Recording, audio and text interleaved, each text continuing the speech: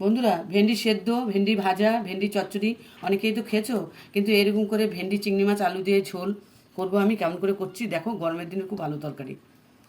তেলটা গরম হয়ে গেছে, জিরে দিচ্ছি, চিংড়ি মাছগুলো দিয়ে দিলাম। চিংড়ি মাছগুলো একটু লাল করে ভেজে নিই। দেখো চিংড়ি মাছটা ভাজা হয়ে গেছে, এবার আমি পেঁয়াজ দিচ্ছি। পেঁয়াজটা একটু এই তেলেই পাশে একটু ভেজে নিচ্ছি। পেঁয়াজ চিংড়ি মাছ সব লাল লাল করে ভাজা হয়ে গেছে, সুন্দর গন্ধ উঠেছে। এবার আমি এর মধ্যে দেখো আলু, টমেটো আর ভেন্ডিগুলো একবারে দিয়ে কষিয়ে নেবো মশলা টশলা দিয়ে।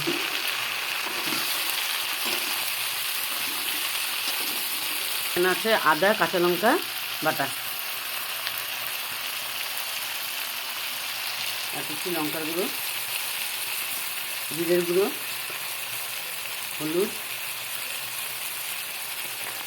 আর দেবো লবণ। এবার এটাকে সুন্দর করে কষিয়ে নেবো।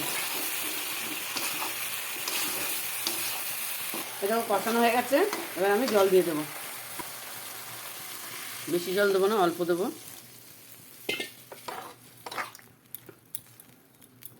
এবার ঢাকা দিয়ে দেবো, আর একটু জল দিই। এবার ঢাকা দিয়ে দেবো। এটা টকবক করে কড়া আছে ফুটাবো। এই দেখো আমার ভেন্ডির ঝোল হয়ে গেছে চিংড়ি মাছ দিয়ে। দেখো একটা ভেন্ডিও ভাঙেনি, ছোটো ছোটো করে কেটেছিলাম। দেখো তোমরা দেখতেই পাচ্ছ। এই দেখো হয়ে গেছে, এবার আমি নামিয়ে নেবো। ধনেপাতা দেওয়ার দরকার ছিল, কিন্তু আজকে আমার ধনেপাতা নেই, তাই আমি ধনেপাতা দিতে পারলাম না। এটা ধনেপাতা দিই। দেখো আমার ভেন্ডির ঝোল হয়ে গেছে চিংড়ি মাছ দিয়ে, একটু আলু দিয়েছি। কালারটা খুব সুন্দর লাগছে, গন্ধটাও ভালো বেরিয়েছে, আর গরমের জন্য খুব ভালো।